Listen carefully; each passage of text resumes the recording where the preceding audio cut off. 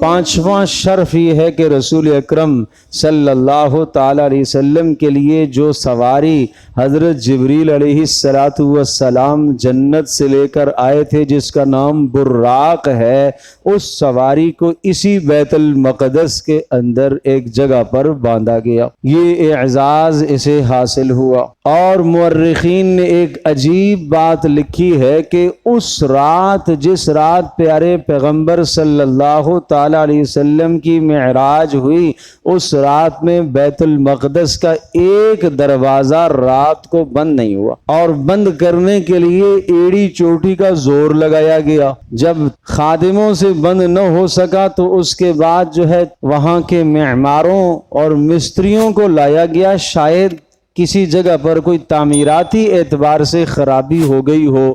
انہوں نے آ کر دیکھا تو نہیں، کوئی خرابی ایسی نہیں ہے۔ پتہ چلا اس رات میں محمد رسول اللہ صلی اللہ تعالی علیہ وسلم نے وہاں جانا تھا، اللہ کی قدرت تھی، اللہ نے دروازے کو بند نہیں ہونے دیا۔ یہ اعزاز بیت المقدس کو حاصل ہے۔